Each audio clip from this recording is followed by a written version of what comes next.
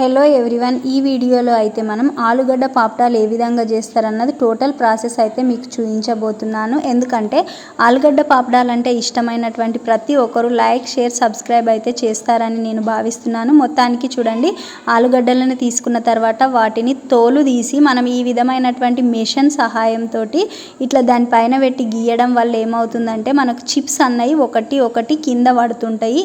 ఆ కింద మనం వాటర్ పెట్టుకొని ఏదన్నా ఒక చిన్న బొగ్వాని కానీ డబ్బాను ఏదో ఒకటి పెట్టుకొని దాని హెల్ప్ ద్వారా గీకాలి. ఇక గీకుతున్నాం కదా అని బర్రబర్ర గీకినరా అనుకోండి, చేతులు మొత్తం ఆలుగడ్డ పాపడాలు అయితే అప్పుడు పాపడాలు తినుడు కాదు కదా.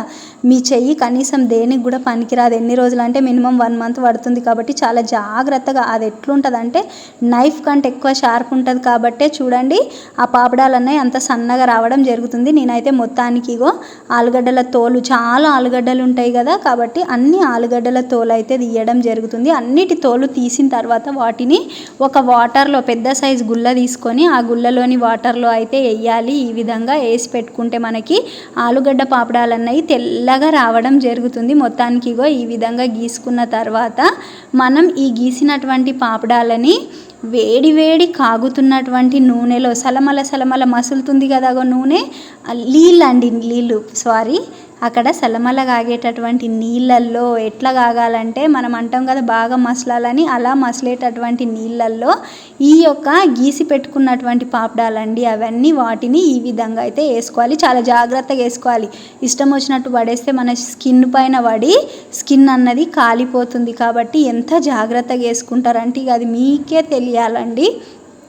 నేనైతే చాలా అవసరమైతే నా చెయ్యంలో పడ్డా నాకు కొంచెం ఎక్కువ ఏం కాదనుకోండి, ఎందుకంటే ఎప్పటికీ పొయ్యి కాడ వాడిన వాళ్ళం కాబట్టి మా చేతులు కొంచెం ఎండకి, వానకి, గరానికి మాత్రం తట్టుకుంటాయి. కానీ చాలామంది పొయ్యి దగ్గరికి రావడానికి కూడా భయపడడం అన్నది జరుగుతుంది. అందుకని చెప్పేసి మీరు మాత్రం చాలా జాగ్రత్తగా వాటిని అయితే లోపల వేసుకోవాలి. ఈ విధంగా వాటర్ అన్నీ పోవాలంటే మనం ఏం చేయాలి, ఒక జల్లెడని తీసుకొని ఆ జల్లెడలో వేసుకోవడం వల్ల వాటర్ అన్నీ కిందికి పోతాయి. మనకు కావాల్సినటువంటి పాపడాలు మాత్రం మనం నీళ్ళల్లో వేసుకోవచ్చు. లేదంటే ఆ వేడి నీళ్ళల్లోకి ఈ చల్ల నీళ్ళు ఎక్కువ పోయి మనం ఎక్కువసేపు ఉడకబెట్టాల్సినటువంటి అవసరం అయితే వస్తుందండి.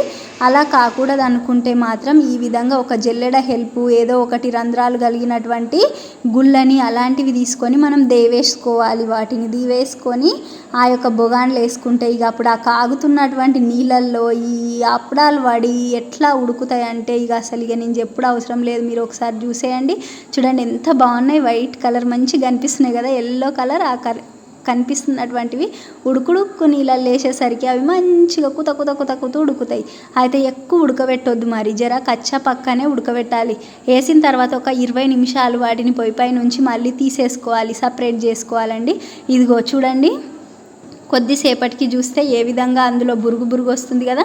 ఈ ఉడుకుతున్నటువంటి వాటిపైన మనం మంచిగా, అంటే మనకు ఎంత అయితే అవసరమో అంత ఒక 2, నేనైతే వీటికి ఒక 2 షారెళ్ళ ఉప్పు, కొద్దిగా సోడా వేయడం జరుగుతుంది. సోడా వేయడం వల్ల పాపడాలు తెల్లగా మంచిగా మనం దేవుకునేటప్పుడు చాలా బాగా క్రిస్పీగా ఉండడం జరుగుతుంది. ఇక మొత్తానికైతే ఉడికినాయండి. ఉడికినాక తీసి నేను ఒక పెద్ద సైజు గిన్నె పైన అయితే పెట్టిన, ఎందుకంటే చల్లారాలి కదా, అందుకని చెప్పేసి. చూడండి ఏ విధంగా అయితే తోడుకుంటున్నా, ఒక చిన్న గుళ్ళని తీసుకొని ఆ గుళ్ళని అందులో పెట్టి తోడి ఇదే సేమ్ చెప్పిన కదా హోల్స్ ఉన్నటువంటి దాంట్లో వేసుకోవాలి. ఏదైనా సరే మీకు జాలి గిన్నెలో, జాలి గుళ్ళలో, లేదంటే అది జల్లెడలో అయినా వేసుకోవచ్చు.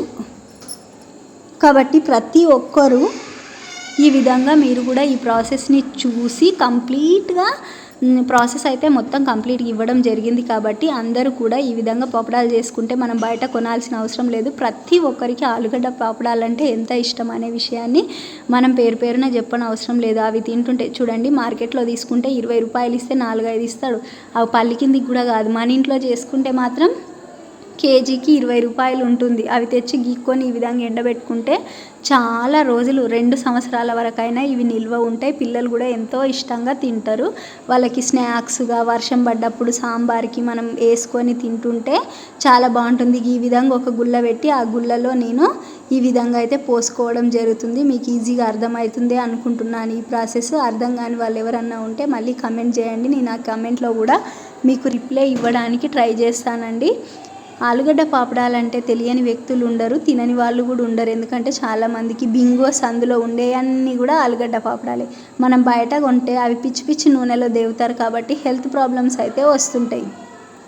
అలా కాకుండా ఇంట్లోనే కొంచెం కష్టమవుతుంది కానీ ప్రిపేర్ చేసుకోవడం వల్ల హెల్త్ అన్నది చాలా మంచిగా ఉంటుంది. ఇది ప్రిపేర్ చేయాలంటే ఖచ్చితంగా ఆడోళ్ళకైతే మస్తు రిస్క్ అవుతుంది. మొత్తానికి ఉడికినాయి కదా, ఉడికినాక తీసుకుపోయి నేను బిల్డింగ్ పైన చీర వరుసుకున్నానండి. చూడండి చీర కలర్ కూడా ఎంత బాగుంది, పొగలు ఎట్లా వస్తున్నాయి చూడండి, చాలా పొగలు వస్తున్నాయి చూడండి. వాటిని అన్నిటిని ఆ విధంగా వేసుకొని ఒక్కొక్కటి పెట్టాలి. ఎంత ఓపిక కావాలంటే అసలు ఇక నేను చెప్పనవసరం లేదు, చాలా పేషెన్సీ ఉంటేనే అవుతుంది. తినడం ఎంత ఈజీయో పని చేయడం